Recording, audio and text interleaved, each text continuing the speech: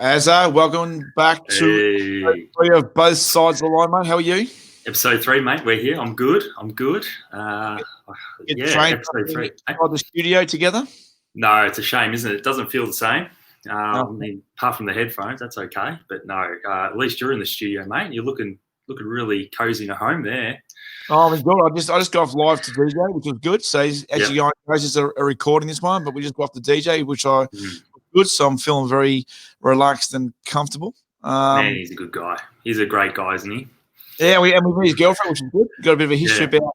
It's good to see relationships. It's good to see what she does and the importance she plays and how it all works together. And it's just not as becoming an athlete. There's other things that can actually impact you being the athlete you are or what you're trying to achieve, which is great. Yeah. I love conversation. Yeah, exactly. 2 down-earth people, mate. And she's a Gemma there. She's going to be doing some absolutely amazing things for people, hey?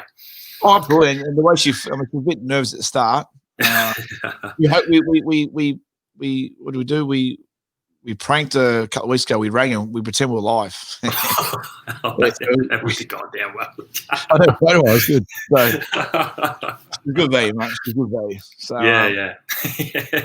But what we're here, like we said, guys, the reason why we're not in the same studio, we tried it the other night, and that's why we changed it, is we were going to do it with masks, but just didn't come across well. We tried it, and it just didn't have the same feel, and we weren't really sure of the rules and regulations. So we thought, you know what, the best thing to do is just to do it the right way, so there's no question marks, and let's just do it. So it's going to be the way we do it for now until we can get back together in the studio, which I will miss, but we'll adapt as we always do.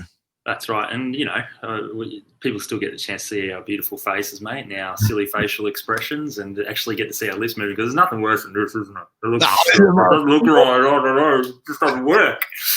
That's crazy. And my mom was just suffocating. But yeah, I'm on the couch. I'm on the couch at home here. So it's not quite the same as being there, but at least it's nice and comfy. That's good. So, how you been last time we spoke officially to the viewers? How has it been going? Going well? Yeah. So, I mean, last week we were both, I think, flat with where things are sort of going. And I mean, for Victoria, things are still probably trending that way. But look, for me this week, I'm a bit more buoyant. I think it's because there's a bit of live basketball back, which is great. Thank God the NBA's back. I'll tell you that. They're doing a great job there in Orlando and just trying to make sure that, they put on a great spectacle for what it is. And, so I've been enjoying that over the last day today. But I'll tell you what, early this week I was hankering for some live sport to watch, Dazza. And I've never been a fan of, I don't want to offend anyone, but baseball, I just couldn't get into it before. But I think I was probably to that point of really desperate. I started watching Major League Baseball. And look, Beck did a bit of baseball when she was a little kid. So she was actually able to talk me through some of what was actually happening. So I actually got really into it. It's actually a fascinating sport when you break it down. I do have one suggestion, though, that they need for that sport. They need a pitcher clock. The pitcher takes so long. By the time he gets the ball back, figures out what type of pitch he's going to pitch, right? And then looks around the field and behind him and whatever it is, and then man, that takes so long. We have a shot clock in basketball and whatnot. Yeah, they need like a 10-second clock or something like that. It just slows the game a little bit too far down for me. I don't think you need to do it in 5. I think you can do a 4-day game that doesn't take 5 days because of how long it takes to get one ball in and over, mate. And then, it doesn't need 5. But that's about. I think we love the sports that are quick, fast, and engaging. I've been betting on my goldfish at home. So which goldfish? I haven't really got a finish line. I don't really know where the finish line. They won't start together. One keeps cheating, so one keeps taking off. Jeez, you're scraping the bottom of the barrel there, mate. Yeah, no, I said you can race forever now, mate. So they're gone. So. Well, someone said they actually got there's you can bet on marble races. You can bet on anything, mate, these days. Gee whiz, that's unbelievable. You can bet on turtle races, mate. I mean, who knows? That's what we're doing. We're in desperate times, mate. But it is what it is. Don't start saying that. Hey, one thing. I'll go back to that baseball. I was watching the game. It was the Astros versus the Dodgers, right? So this was the other day. And I think it was the 5th inning. So there was a changeover of pitcher, right? And this pitcher comes on. I felt so sorry for him. I know he's a professional athlete, right? But he's come in, he's thrown his first 15 pitches. Right. He only lasted 15 pitches in that inning, and then they replaced him, right? And the reason is that I think the team he was pitching against walked in like 4 home runs in the space of like 10 pitches. The bases loaded and whatnot. He was having a bad day. Some guy just smacked it bang over his head, hit a home run. I thought to myself, he's a professional. Oh, the whole world's probably watching. But hey, I hope he bounces back from that. That's an absolutely bad day at the office. I would be surprised if his pay packet makes him feel at ease with himself. He goes, well, I'm getting paid this month. So, You wouldn't want it to be a performance-based contract after that one, would you? You'd be struggling a bit for a few days after that, I'd say. That's a tough thing. You got to be working on firing all cylinders, mate. All right, so it can be shameful. So, well, that's it. You get exposed quickly at the top level. Hey, if you have a bad day, there's no place to hide, especially in baseball, because you're on this little mountain, aren't you? In the middle of the field, and everyone's watching you. So, and the game doesn't start till you throw that ball, mate. So there you go. It's all everything's back to you. So, yeah. I hate the game, but anyway, I was interested in that in cricket, but I might be desperate, so I might have to start watching it soon. I don't know. Yeah. I can't watch sport at the moment. I'm struggling. I can't. No, I can't watch. I'm excited that sport's back, but I'm just struggling. I just can't engage, mate. I don't know whether I'm flat because I can't do what I love doing here, which is sports related. I just can't. I'm struggling. Yeah. Okay. Like is it just because of where your mindset's at now at the moment with transition here in Melbourne? It's been tough to sort of get anything going.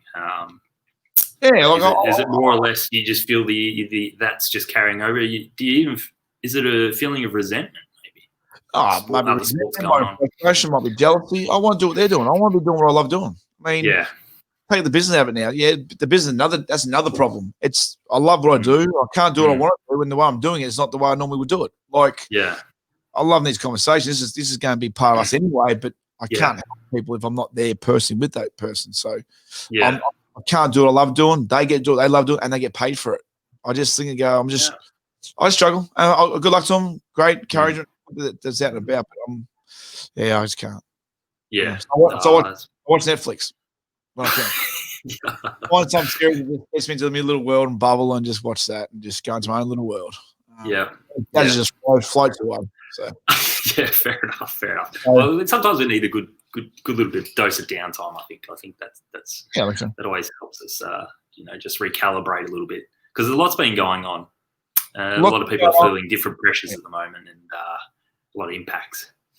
And like when you say a lot's going on, it's also a lot's going on, but I feel like we're going nowhere. If that sort of like I feel like we're doing more to mentally be better. We're trying to be mentally prepared. We're working so hard on this that it's actually tiring. It's wearing you down. And people just say, "Oh, just let it go and ride the days out." You can't because you're just trying to. I don't know. Yeah, no, it feels like Groundhog Day at the moment, doesn't it? That's a good movie to watch if anyone wants to watch that. It's funny as, but it's incredibly tough. I actually read something the other day about is it ISO fatigue or something like that, and I definitely can sort of relate to that a little bit. You're only really allowed out if you're grocery shopping, hey, and whatnot. ISO fatigue. I think that's a thing at the moment because you're doing the same thing over and over, and you're not able to mix things up too much. You have a true outlet, like unless you got things to do at home. Do like jigsaw puzzles. Never, do so much of those. I can't do jigsaw puzzles, Daz. Come on. There's got to be something else, doesn't there? But even going to have a dinner and catch up a mate, or going down to the pub and having a beer with someone, or you can only walk so much every day. You can only walk the dog so many times. You can only do so many things that are the same every day. There's no true outlet unless you've got.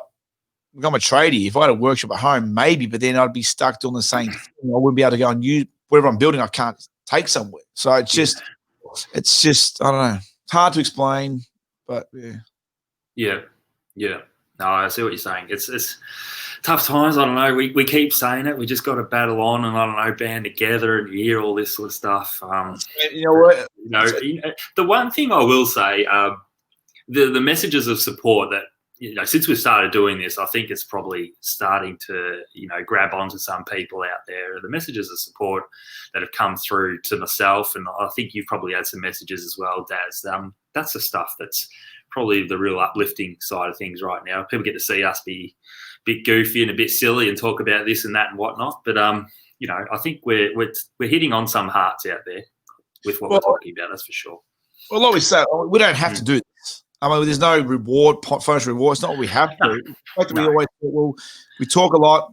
We think we should have recorded that. We should have captured that. Yeah. I just helped someone before this, and I should have captured that, which I didn't.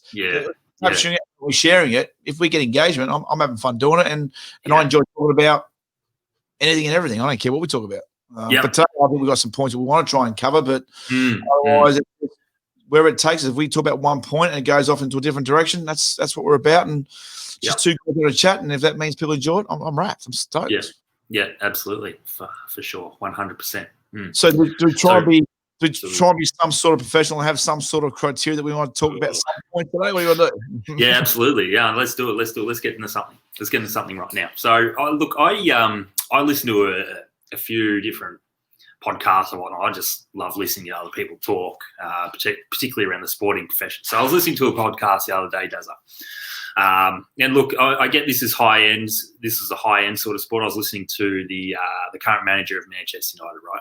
Right. He was talking about the sort of obviously soccer players or athletes they look to bring into the club, and what's the criteria around that, and what they sort of look for and whatnot. I mean, beside the exorbitant amount of money for these athletes, I mean, we're talking millions and millions of dollars. They get paid $500,000 a week and whatnot. It's just crazy.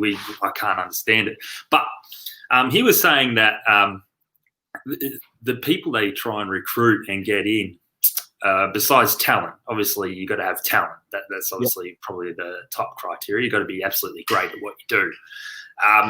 He was talking about how he sort of really watches people and how they interact with teammates and support staff and those sorts of things. And I think that's something that I'm starting to hear more of that now, I think, across the sporting landscape. I mean, like I said, we're talking top end.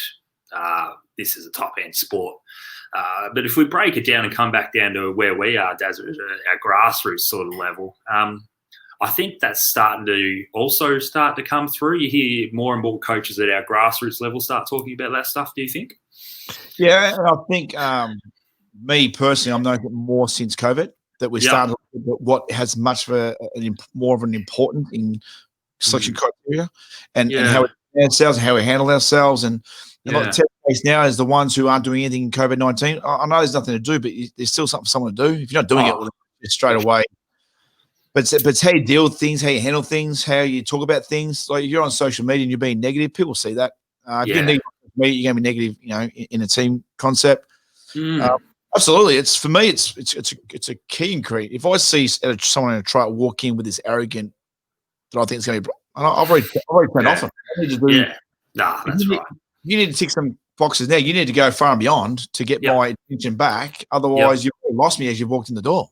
Absolutely. I've been in a position where I've actually really seen that inside. It would have been the first 10 minutes of a tryout last year and a year before that. You look at some young people and look, they're young people and I get that. And they're still on their journey of, understanding life and themselves.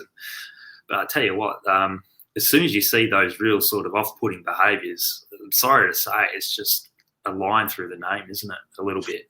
Well, if I was a club representative, I have the same problem with coaches. The coaches are going to take that notice. They just wait till the warm-up. So I'll wait till you do whatever you do it, and then we'll start the training. And then we only take focus when you train. And then during the training, I might focus on what I want to focus on, and I try and look at everyone. The arrogant behaviour of coaches who don't look at the things they should be looking for, yet they expect the same. They expect different from their players. Yeah, and that's what I struggle with is I see coaches who actually just miss the things they shouldn't be missing. It's like they've already got this perceived concept that I'm going to get that kid, I'm going to probably get that kid, and they try it's pretty much a waste of time, and kids say as well. So that balance of things, I hope changes, but that's where I'd like to see things different. Is the coach needs to be different, the players need to be different, and how we can present ourselves should be different. As an overall concept. Does that make sense?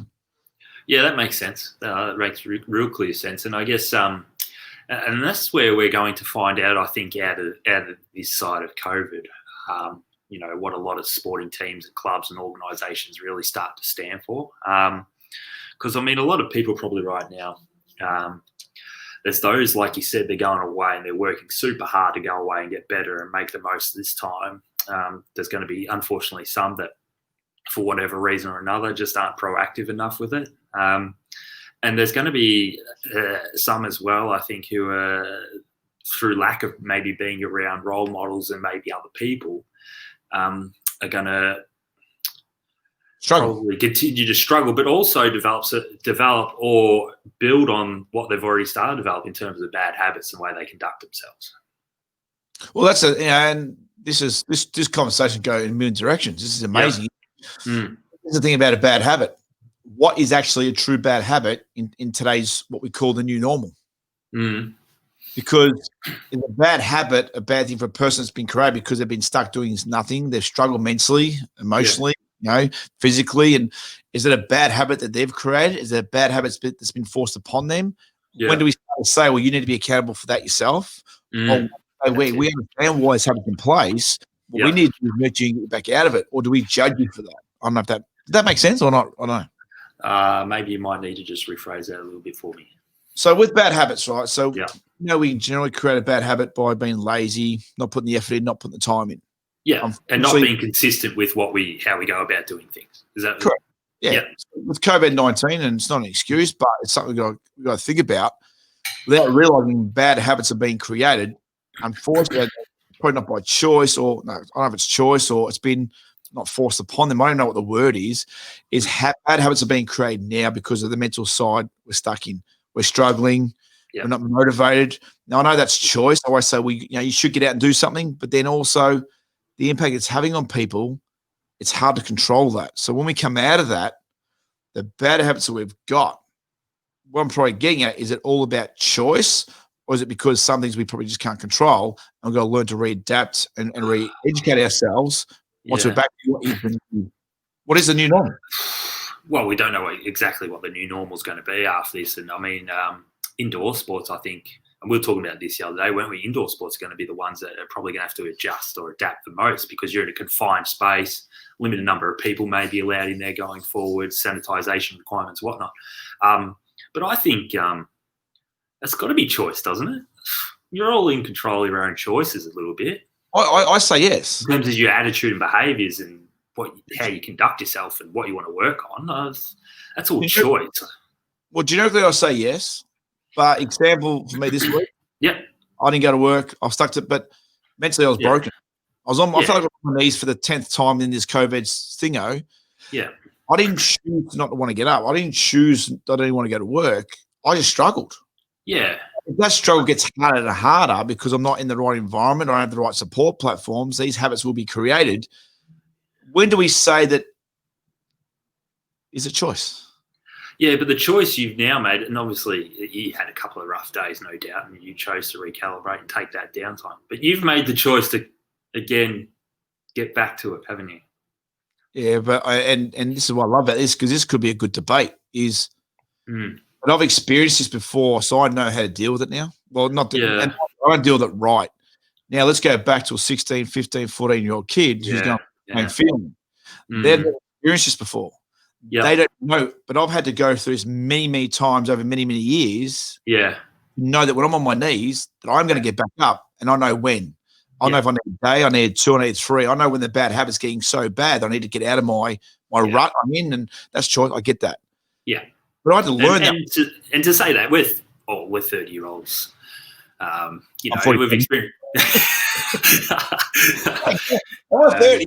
You still got the George Clooney salt and pepper there, mate. But, we've experienced a little bit of life's up and downs. So you're right. I do get that. So we're talking for our young audience here, our young upcoming athletes. An unnormal circumstance. Yeah. Create these habits that we do not know how to deal with and don't know how to get out of it. Mm. And parents are struggling. The support gangs are probably struggling. Yeah. Social media is struggling. I get on social media. Okay, besides these positive quotes, which I love people doing, but they're becoming exhausting because they've got no meaning anymore. They're just words now. We're all fighting laws. It's all fight, negative. So how can we try and control and get back up when the habits are setting in? We just don't know how to train ourselves to get out of that. Where do we say choice, or we say this is a bigger problem? That it may not be about choice. It might be we don't know how to deal with it. Yeah, and I think that this is probably what we touched on a little bit last week about reaching out and whatnot, and talking through your feelings and your thoughts. But again, you've got to be able to find those people. Hey, and especially like obviously some parents and support networks are going through tough times as well right now. But that's the only thing I can sort of think of to try and help us through that. And I mean, I've spoken to a lot of people probably over the last, where are we now? July. So we're talking 4 months really, aren't we? Since we sort of started getting to this cycle of COVID and lockdown and whatnot. I mean, look, that's probably, again, a life learning for me is reaching out and just speaking to people and checking in on them. And it's amazing when you check in on someone, to see how they're going. And then, obviously, usually the way the conversation will go is they'll ask how you're going. And there's bits and pieces you can sort of grab from each other's conversation. You can sort of help maybe problem solve your own a little bit. Does that make sense? Just sharing experiences and stories and whatnot. I mean, obviously we live in a technology-driven sort of world, but I mean, if we're able to share each other's experiences and stories, that's where the great sort of learnings come from, isn't it? Well, and that's the thing. And if we talk about it and see and learn from other people's stories, doesn't mean we've got to do it their way, or we just learn what they. There's no right and wrong. That's right. You wrote down the other day is we talk about we might get some energy. If we get some energy, we might want to put in some effort. If we put in some effort, we might get a good change mindset. The mindset. Yeah, exactly. So the problem is we go back to the first word, energy. Yeah. There isn't any. It's hard to find at the moment, isn't it? Well, say you're struggling. How do I get the energy from you? Yeah. I be consumed by what you're struggling. I don't mean it in a wrong way. I mean, you're heavyweight. We're talking about the same things. We're trying to help each other out. That may not motivate us to get the energy. It just might make us realize, well, we are in a bad situation. How are we going to get out of it? Yeah.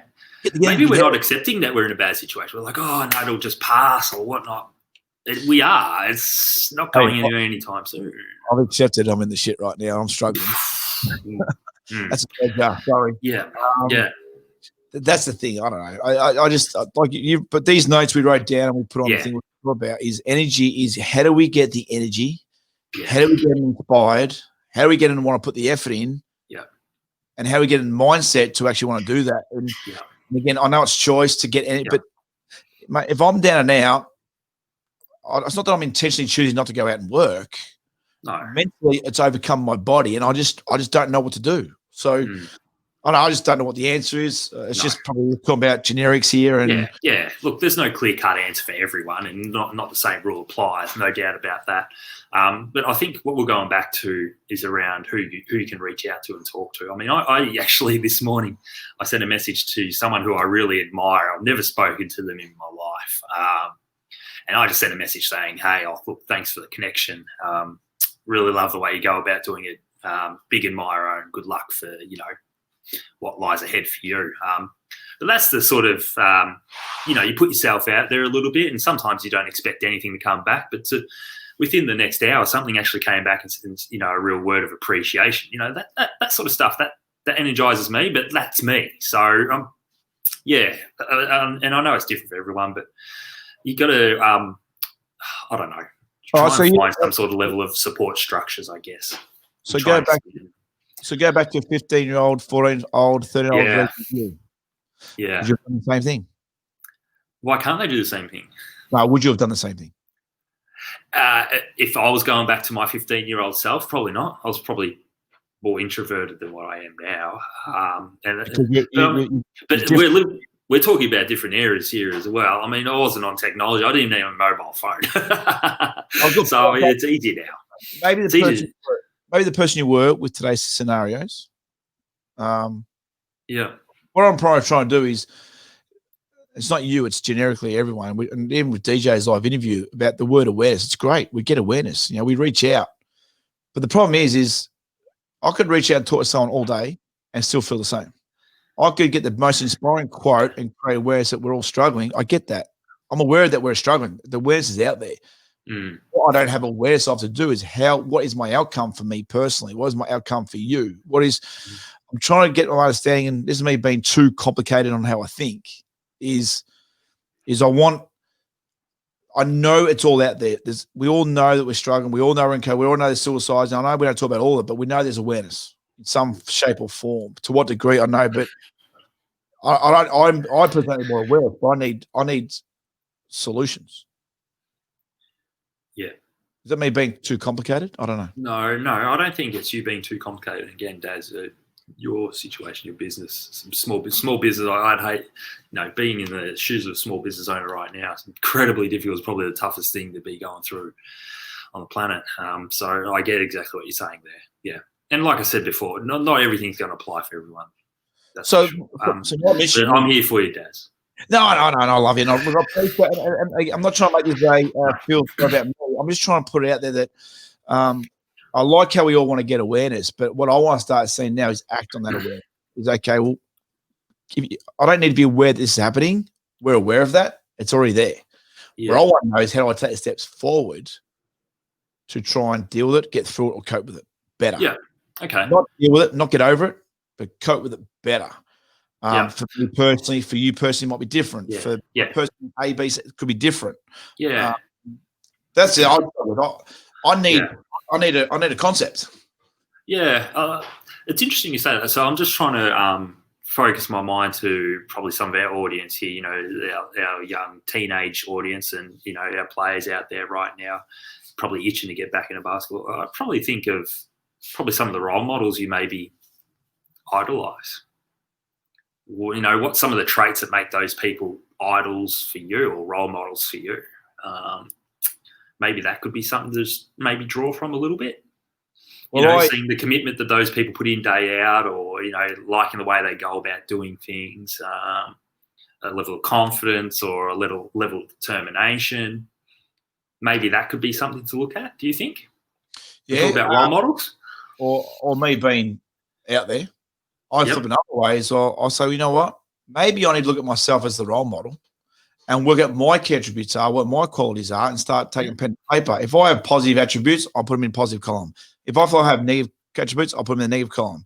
If I have ones are in between, that's an in-between column. And then I work out over the next 7 days or 4 weeks, how do I want to be a better version of me? How do I not want to feel in 7 days? Yeah. Because the people I look up to, I've seen people I look up to and then find out that Ben Cousins. Yeah. Thought he lived the ideal world. This guy, he's captain, he's killing it, he's smashing it. Yeah. Mate, where's he now? And there's nothing against him. Yeah. But what we see is not actually always true, because what happens behind closed doors or the facade we live. Yeah. Just because you're famous and an athlete doesn't mean you've got things all sorted, which means So how about we look at ourselves, be our own role model, lead by example for ourselves, and then make sure what direction do we want to take, and then we start saying, well, why have I got this time to myself? Yeah. What networks can I use, whether it be a reach out platform, whether it be a thing to watch and read. For me, I find a movie that loves my values that I think We Are Marshall. We are. Great movie, isn't it? Oh, Remember the Titans. Absolutely. All that. Yeah, absolutely. Those stories have a true and the concept I stand by, and then I go back and say, well, how can I implement that better? How can I pen to paper means I'm actually doing something about where we sit, think, we have analyzed. There's so much going on. Extract it, pen it, extract it, pen it, and then we break it down. So you know what? I want to focus on that. I don't know. That's a good point. I do think though it could be difficult to actually sit down and write your positives and negatives about yourself. I think that's an incredibly difficult job to do for some people. I know I don't know if I'd be very good at it personally. And I'm, the age I am now, but so I'm trying to think back if I'm 14, 15, 16, how good I would actually be at that. That might be really difficult. I actually used to admire Ben Cousins a lot. I mean, I grew up watching footy in that sort of I era. Cousins, by the way. No. So the thing that I admired about Ben was, as a footballer, it wasn't the lifestyle or anything like that. I'd watch him in the game and just the incredible ability to gut run. Like, just run himself on the ground, like, for 4 quarters, get smashed, get tackled, lay tackles, kick the ball, run again.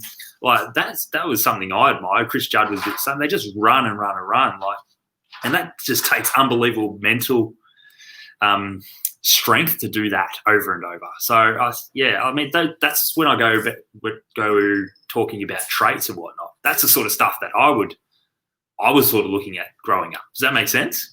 Oh, absolutely. And then, but now we can see the after. Yeah. I was at the grand final. I think West Coast played Geelong. I was at the grand final.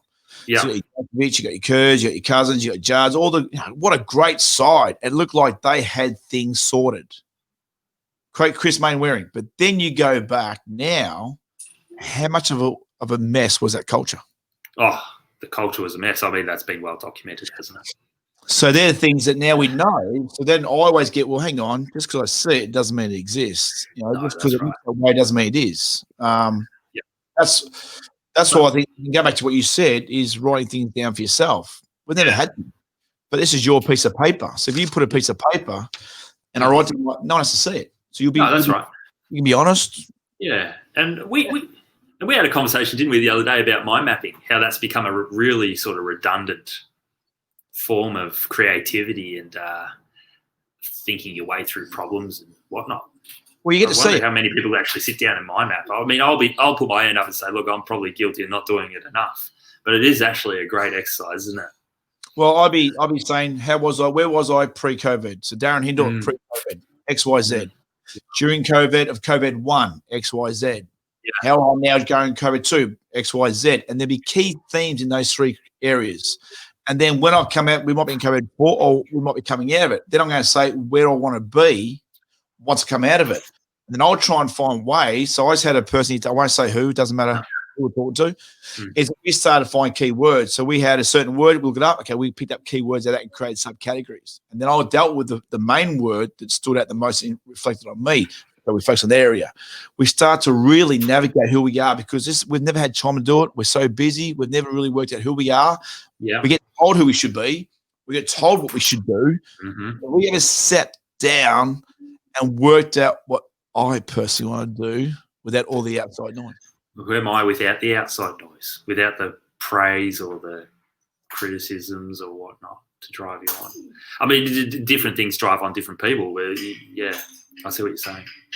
No, not right or wrong. No. I mean, you hear athletes talk about they love the criticism that spurred them on and the heartbreak that they drew upon, from upbringings and whatnot that spurs them on, or could be some people that love the praise. I don't know. It's an interesting one. I think we're broken, we're down and out, but we've got to work out, well, who are we? Yeah. Who were we? Absolutely. Who are we now? And who we want to be? So cast your mind back, Dazzler, to when you were a young up-and-coming athlete. I was a gun. You were an absolute superstar. I was a shooter. I was a gun. I was a water boy. No, I doubt that. Who was someone you idolised? And I mean, we talk about Michael Jordan, we talk about this and that. Was there someone at the grassroots level who you went, wow, like you couldn't take your eyes off them when you saw them, or you were always watching, or you just thought, man, I'd love to have this trait, or they had a trait that you felt like related to you? What you said, put the Jordan aside because he was just, Jordan was starting to come and shine. Yeah. The footballers, I love the AFL. I'm not the same flavour as the AFL as it was. I love the I'm a Bulldog supporter, but I love the Hawthorn of the 80s and early 90s, the West Coast, until I found out about their culture at the time. Yeah. I love what they were doing, and Geelong had some good concepts happening. But going back to me personally, I never had a person I looked up to. What I should do is I'd go to a stadium, watch everyone. But what I'd also watch is my position. So if I knew that, because at Albert Park in those days, you had a lot of teams playing at the old Albert Park. Yeah. I get to see the Nutter Waddings at the time, the Melbournes at the time, the Bullings at the time. Then I ended up joining Melbourne, but then I pulled the pin. I had enough. But I used to watch the key players and work out what they did. So the way a right hand would shoot, or the way the person would dribble, the way they attack, they were my inspiration. Because, or then in the old days, it'd be 12 where he plays Melbourne, 14 where he plays. It's one after the other. Yeah. And I'd be there all night, so I'd watch the guys who were 4 or 5 years older than me. The Shane Hills, you had Steve Whitehead, you had all these players, and even players I knew that were local. And I used to watch them and mimic it. And then I'd go home and mimicking them in the driveway. That's it. Yeah, that's where it all starts. Hey? Yeah, I could visualize, I could role play. I knew that I trained. It was real. So I didn't have to be motivated. No, I didn't need another player next to me. They were there. Yeah, yeah. What is it? You used to play versus the Invisibles. Oh, that's what I used to do. Yeah, if we're in COVID-19 now, yeah, if I'm the people's person, it would have been prime for me because I was in my driveway. Yeah. Working on every aspect, and I didn't have the right mentor or coaches to guide me. I was myself. Yeah. Doesn't matter where I end up, but I would have put this time in and done it. But that was because I always loved. It was like my own little. You play Xbox, I play against myself on a bus on a driveway. That's right. Yeah. I'd even pretend I'm playing against the teams, and I'd drop my own ladder. We won, we lost, I scored, I lost, I got beat. That's great. Yeah. That's right. I used to do those things. Yeah. That's gone. Yeah. That doesn't exist anymore, you don't think? Not to the degree that okay, picture this now, right? You live on the other side of town, you're over the West Gate, you drive through a few suburbs, you get to me and say hello. How many people just keep picking a footy in the driveway? That's a great thing. And I've often had that thought. I actually do look when I drive past, how many have a hoop in the driveway? Yep. And how many I always love looking for that stuff. Or that you can tell they're facing it, if it's a portable one, they're facing the direction that hasn't been used, or the wear and tear, or where it's positioned. Yeah. So I don't see kids in the driveway shooting. I'm not blaming them. No. Now they can do and commit to. Yeah. Pardon me. Picking the footy is the biggest one. Playing cricket in the street is a big one. Shooting a ball. Yeah. I don't see any of that. Wow. Is that because there's a huge technology? There are so many choices, which is, for the generation, okay, great. But the more choices you have, the less you'll do. Mm-hmm. Yeah. So maybe this is something that hopefully maybe some of the young people can take away is the, getting out there and using your imagination, creativity a little bit. Well, when I said it's more choice than less you can do. Yeah. Say it's like in business. I want to put 55 pieces of merchandise on our website right now. So I'd rather sell 3 objects and sell a lot of than bits of everything. Yeah. And be good at that. I'm not there yet. We're learning and trying as we go, but there's so many choices. It's just so hard to focus on the one or two things, and we skim everything. Yeah, we do. Yeah, because we're often probably overstimulated a bit, so we'll focus on one thing, get the best out of that really quickly, and I'll go to the next thing, get the best out of that. Does that make sense? Is that what we tend to do? That's a bit of a habit that we've all really developed. I'll say I'm probably guilty of that as well. And I'm trying to change my ways on that, become a bit more self-conscious. Spot on. Or we're in a sport, basketball, like this is an unusual sport, and if there's another sport that does this, just correct me if I'm wrong, you got domestic, which is compulsory in theory. You got rep, which you choose to go next level. So you're playing 2 games a week. That potentially means you've got 1 domestic training and 2 rep trainings a week. So that's automatically a commitment just for one sport. That's not talking about anything else you're doing. Football, you should do a second sport at a young age, I think, or netball, you should do all that stuff.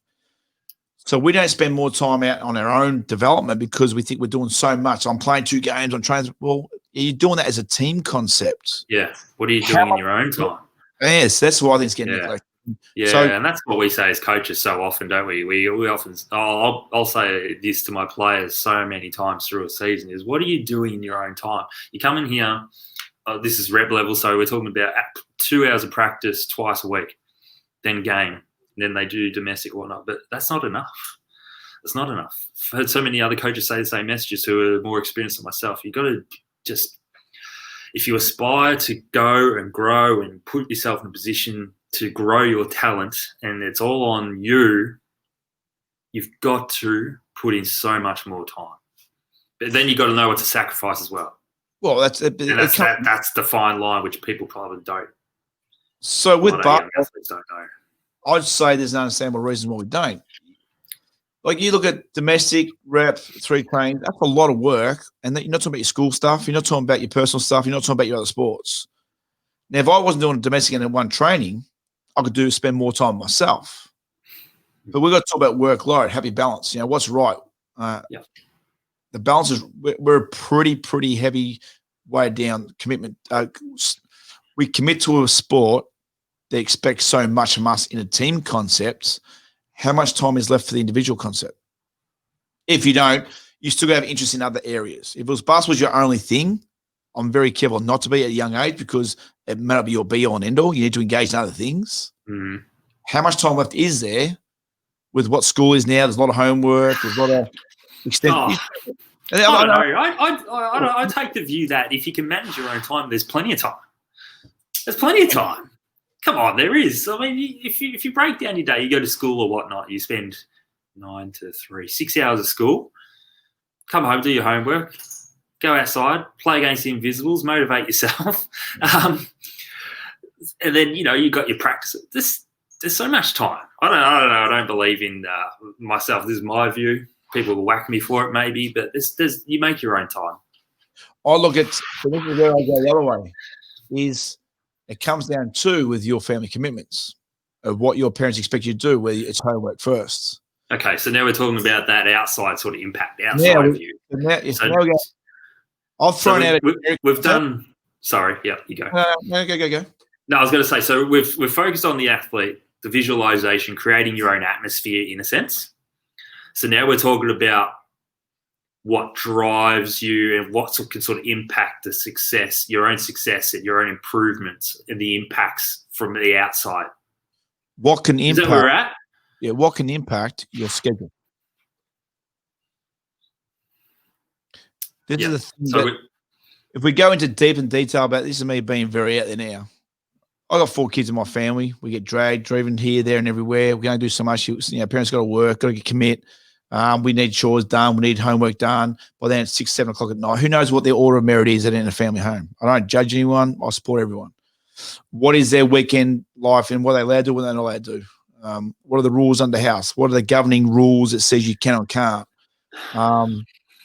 Like I train a lot in the driveway and I'd risk not of getting in trouble because I was supposed to be doing my homework. I'd sneak outside, shoot a ball, bang, go back inside.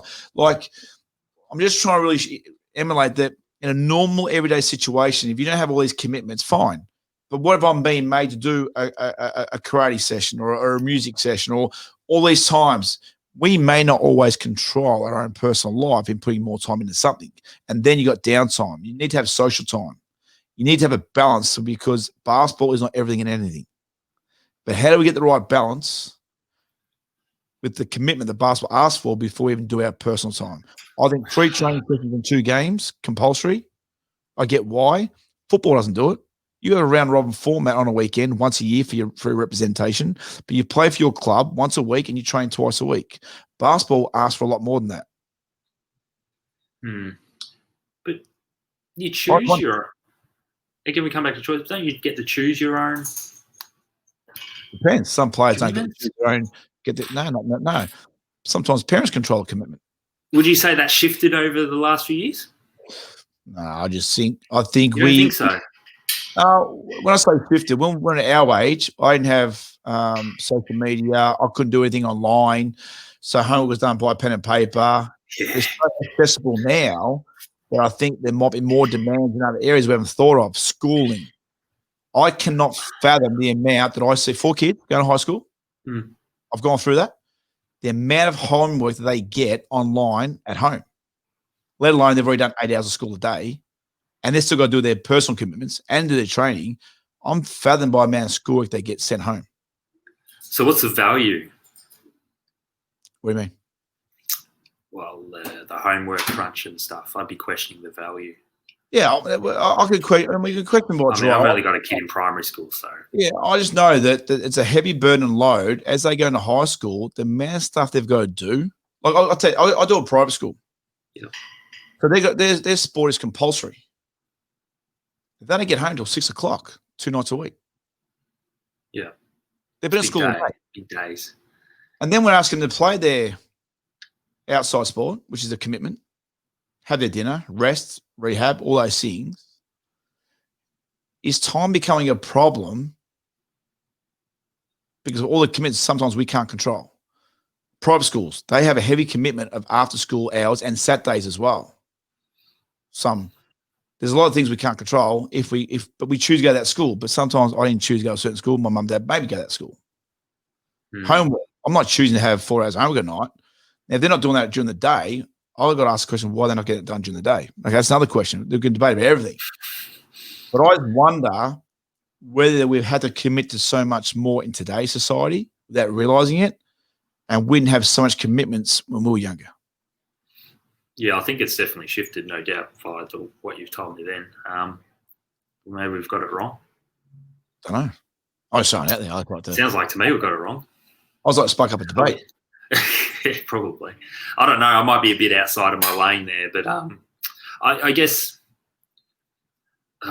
maybe, again, it comes back to your own choice and maybe a judgment call, I reckon, around what do you want to pay attention to? What do you want to put your time into? Well, that's why. Let's go back to being coached now. If I ask one of my players why you're not putting the time in personally, I would like to know what their schedule is, what they've committed to by choice, and what they've committed to by what's compulsory, whether it be school, parent, whatever. It doesn't matter. There's no right or wrong here. Yeah. Then try and work. Where can we fit in time that's valuable to help you become more efficient at what you do in a smarter way of doing it, with not such a heavy burden on doing it. I don't know if that makes sense. Yeah, I think that makes sense. So the part that just rings in my head, though, is who's responsible for your own development at the end of the day when you boil it down? Who's control? It depends on who's controlling development. I don't know. I mean, surely you as a person are responsible for your own self-development. Generally, me not being the devil today, I agree with you. But sometimes I've seen a lot of people whose development is controlled by someone else. Then I don't think that's right. Does that make sense? Can't be. Yeah, it makes sense, but that's not right. I don't think that's right. What do I mean by that? Yeah, what do I mean by that? Sorry, you go. What do you reckon I mean by that? So we're talking about outside influences here, aren't we, again? Parent control. You do what I want you to do. How I want you to do it. You do it this way, not your way. It's my way or the highway. Yeah. And then I go to a team. I get told how to play. I'll get told what sort of player I need to be. When in fact, I'm a 2-man, but you want me to be a 3-man. I'm a 1. Yeah, I don't know. I'm just throwing the base now, mate. No, I know what you're saying. I think I said it. But I mean, again, I'll go back to what I listened to earlier in the week. Something that rang through for me is this is what they say at the top end of sport. You are responsible for your own self-development. Oh, and I think shines through in those that get the chance to be elite. Common keywords, I agree. But also, had I stated to be, again, I'm just being the devil's advocate here, not deep down my personal view is probably a little bit different. But I also look at the fact that the people who get somewhere, it wasn't about their personal choice, is they had the right people supporting them to get through to where they need to go. Yeah, so you need the right support networks, that's right. Yeah, it might be financial.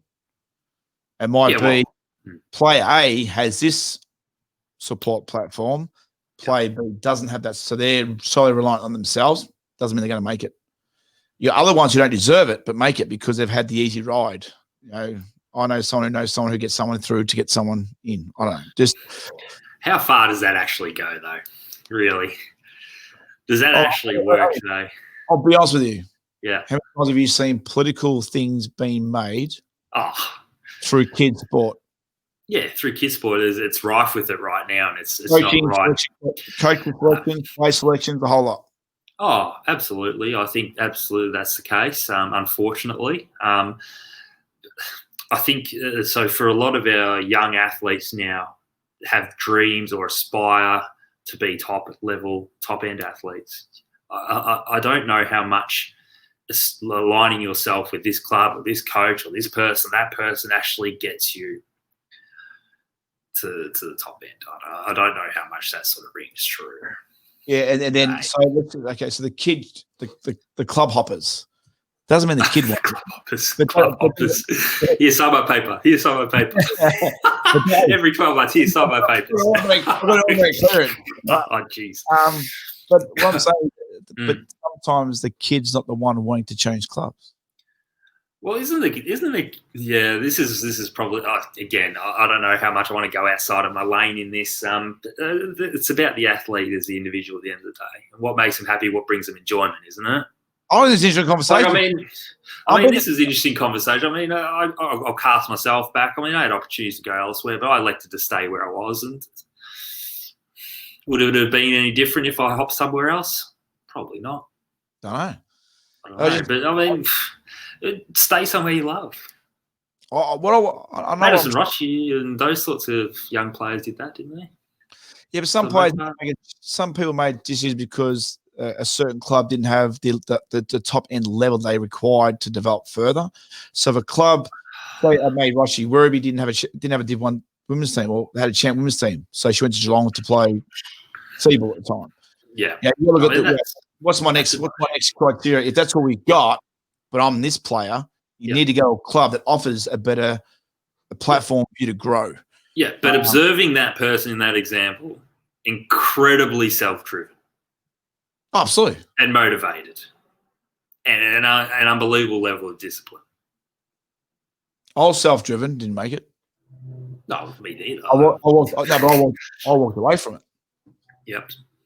Yeah, so how I explain it? What I would love to do one day is, I don't know if you can do it and get stats out, self-driven.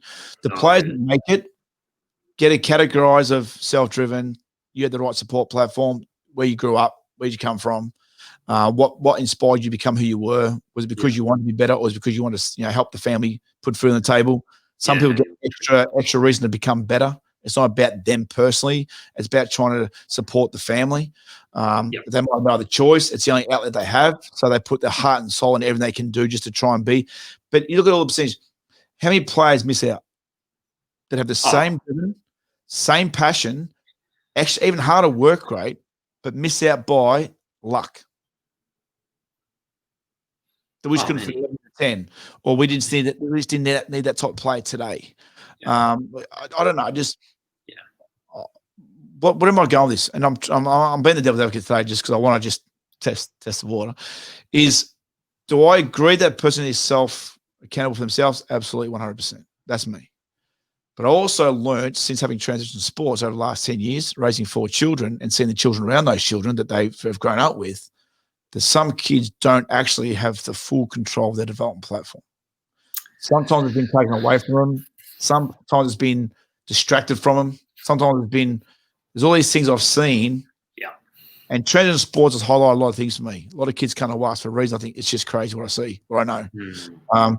Sometimes if we're just stuck in a coach team, I don't see all the other stuff. If I don't have all these kids come from different areas of different clubs and different communities, you wouldn't see the magnitude that we see it at. I'm at school programs, individual development, all that stuff. I've been lucky that I can see it from a whole different range of views. Yeah. I've just seen that unfortunately, yes, a kid should be accountable for their actions, for their work rate. But sometimes there's a lot of impacts that stops them from achieving what they should be achieving or what they should be accountable for. I don't know if that made sense. Yeah. So if you're one of those kids in those I'd say that's an unfortunate situation. Which a lot of. It's not just a rare. Probably so many. Yeah, you know better than I would. Do you build? Yeah, it's hard to say. Do you build sort of networks that you can probably help get you through that? That's where it's hard now. Like, since you have a think now. You think, well, what can you do better? What can you say? And I always say, well, I get very careful saying, you work hard, you'll achieve what you're trying to achieve. If you work hard, you'll get to where you want to go. That's not right. And just because you're going to be the best you can be doesn't mean you're going to get to the highest level possible, because you may, by unfortunate circumstance, or whatever reasons or decisions made, it may not fall back on you or you didn't get there. Yeah. But just because you train hard doesn't mean you're going to play hard. Just because you train well doesn't mean you're going to play well. If training on a Tuesday night was dull and dreary, and we run a set and we got our defense, which are our own teammates, training looks amazing. Oh, we're going to play well Friday, but then we get smashed on Friday night. Because the reality is, it's different to training. Yeah, I just really overanalyze on go back to analogies. There we go. Are you going to rip one here? Nah, okay. If you train well, you'll play well. That's not true. You might have an off day. Friday might be different to Tuesday. Exam day Friday, no exams Tuesday. It might be winter. It might be I don't know. Just different. I win some at the same week, but different ways looking at it is, unfortunately for transition sports, for me, has made me see things so differently. Yeah. So in detail. Not that I'm right, just how I see things. I walk into a facility or a stadium, I see it. I pick up on things straight away and think it's not right. That kid's going to struggle, and someone's not their own. That kid's their own fault. That kid, I don't think it shouldn't fall back on them. Yeah, absolutely. I see opportunity not being given to kids that justly have worked hard to gain that opportunity. I've seen kids who get the opportunity don't deserve the opportunity. Yeah, that's where we live in. It's not fair. So I'm not the answer. I know what I was trying to. We don't know what the answer is. I mean, we're just throwing out thought bubbles and ideas here and the way we sort of see things, that's for sure. So that's where we acknowledgement of feelings and being vulnerable and role models and all those things, and expectations is, measurement of expectations. Whose expectations are we measuring? Your own have got to matter first and foremost before anybody else's. So if I'm a 15-year-old kid, me being the devil, so I'm just being that opposition day, which is good having that line between our screens. We do. It's both sides of the line. What's this? Hey, what's the show called? We're both sides of the line right now. So if I'm a 15-year-old and my expectations are very clear on what I know I can do and what I'm capable of, but my coach's expectations or my parents' expectations are far greater than my own, is that a good thing or a bad thing? It's not a bad thing. Coaches want to make I'll speak from the coach's point of view here. They only want to make you better. I agree. They only want to push you past what you think your limit actually is. Now, there's a right way to go about it and there's a wrong way to go about it. So I think we'll talk about delivery and whatnot. We could talk about that all day. Look, parents obviously only want their best for their kids, that's for sure. Sometimes, I mean, again, I don't want to jump out of my own lane here, but I mean, if you want, the way I think of it is, if you want your kids to be happy, you actually want to hear what your kids are telling you. Does that happen? Well, from the teams that I've coached and from what I've seen over the years, there's probably a 50-50 split, maybe. That's just off the top of my head. For you. You're putting another pump here, aren't you? Yeah. We had a question. Look, I think our first session was our first one. You changed the way you coached. I did. Right? Yeah. Go back to the coach you were. Yeah. Would you be seeing things the same or differently? Sorry, in what? So, play expectations, how you are now to who you were as a coach. Yeah. More worry about what the parent, we should be listening to the kids and what they want, or the old coaches, Aaron, you play for me, it's still, it's game day, just either bring it or don't. Is there a different side of you now to who you were to who you are now when it comes to, we should listen to the players, we should look at all the different things that should help the players become better? Is it the same or is it different? So for me, is it different? Yeah, absolutely, it's different to what it was. But I guess that's the shift that I've consciously made to be that player-centered sort of coach, and I'll get kicked in the butt from various people every now and then for probably taking that view too much, and that's their view. So I mean, you've got to sort of stick to what you think. I mean, you have great people around you, and maybe because I've had a small circle where I go to people who have an opinion, and I'll seek their advice and opinion. But sometimes you've got to eliminate a bit or try to ignore as best you can some of the outside noise of those people who have a very different view to yourself as well. So I guess, I again took the conscious effort to change. So I reckon I get stuck in a stage where me personally is, it's not a contradiction, but I know that what should be right. But I look at now, I don't like to give excuses or reasons why you can't. As long as you try it, it's better than not trying at all. Yeah. But I don't try and give excuses for kids when they're not achieving or why coaches aren't winning or teams aren't succeeding. But I do so much now, look so far outside the layers. Sometimes I get too close, but only because I'm surrounded by it, that I see things from all different angles and I really take the detail. I know it's right and wrong. I like to highlight things, see where it's at. It doesn't mean it's right or wrong. But I really get stuck at some things and my big one's expectations. I don't know what's right or wrong. I just think sometimes, like you said, delivery is everything. and the players, what they need, what's required, and what's best for them. Sometimes a coach might think they just want to see a better version of that player, but they don't realize they're probably putting more pressure on them, and then they're going to make a worse player. Yeah, and that's where you get down to the level of knowing your players as well. Yeah, and then knowing that, 100%. and having realistic and unrealistic expectations. What's real, not. I mean, just because I still want to win a championship doesn't mean I'm going to win it. No, I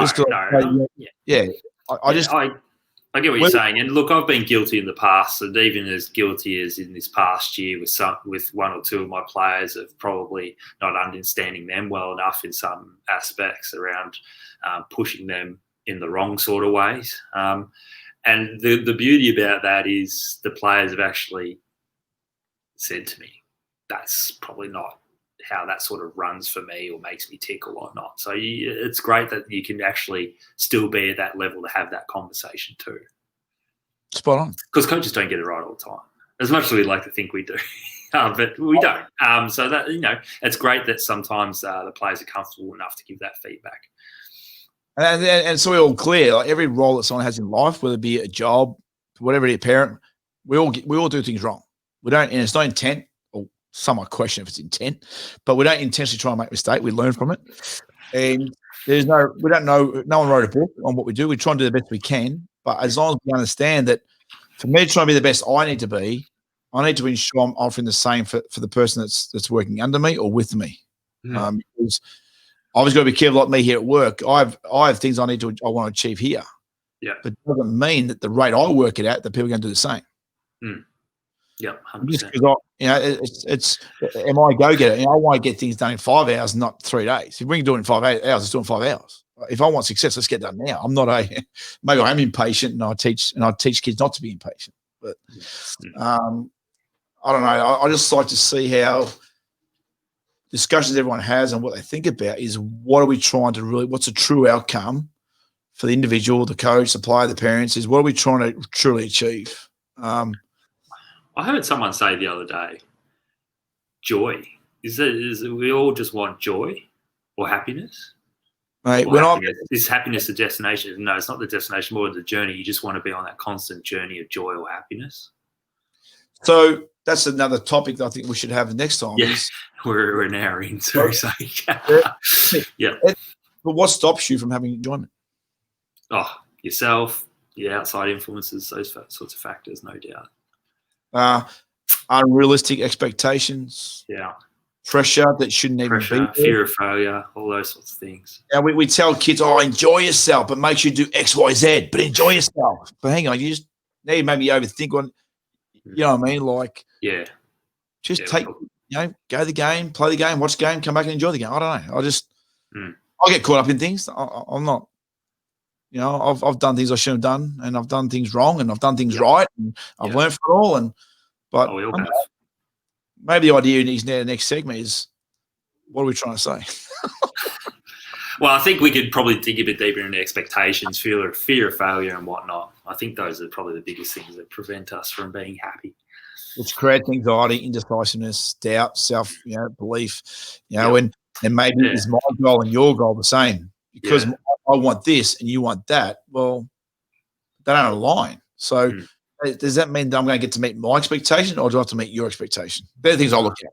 Yeah, that's right. It'd be great to actually have someone come in. Like, I'd love to have someone actually be a part of this with us, the young up-and-coming athletes.